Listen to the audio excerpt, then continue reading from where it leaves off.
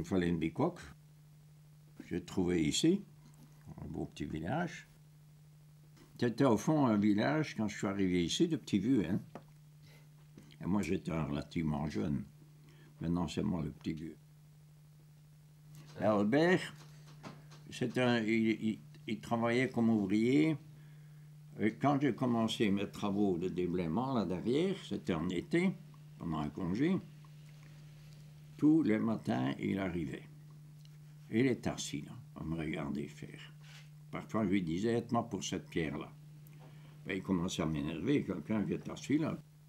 Et je raconte ça à Simon Degré, il fait Bob. Ah, qu'il se fout à rigoler.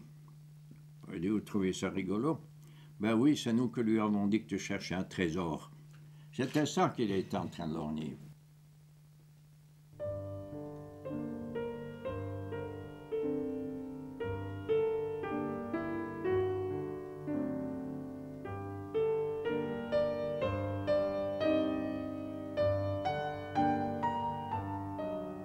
Sharin, in fine, c'était la fille d'un Palestinien, la fille du bourgmestre de Ramallah de l'époque.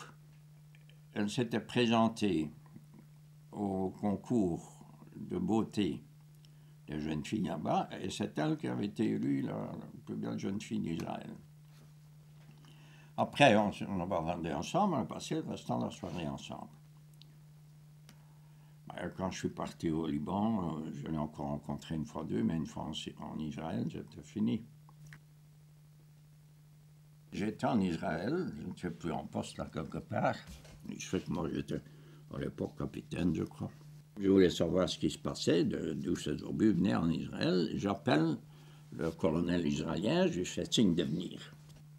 En principe, d'après le principe militaire, si tu fais signe à un colonel de venir, mais enfin, je le fais. Je me dis, après tout, c'est pas moi à courir là, c'est à lui à venir. Et il commence à m'expliquer. À un moment donné, il m'embrasse, il m'embrasse. Vous m'avez sauvé la vie. Et regardez, il dit, sa petite cabane et le siège sur lequel il est assis, écrasé par un obus. Il dit, vous ne m'auriez pas appelé, j'étais fini. Mon meilleur ami, qui était séparé de sa femme, est venu passer un soir et m'a dit, je vais partir avec une Portugaise au Portugal. Ça fait que je ne rendrai plus visite aux enfants. Il avait son droit de visite. Et quand il faisait son droit de visite, la mère, les enfants étaient habillés, ils ne rentraient pas dans la maison, elle habitait en Zival.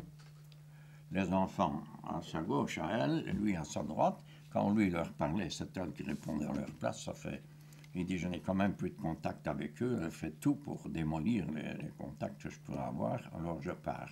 Mais je voudrais que tu me promettes une chose, c'est de t'en occuper plus, parce qu'il t'aime bien. J'étais parrain de l'aîné. Bon, je lui ai promis. Une semaine après, il se suicidait. C'était ça le Portugal.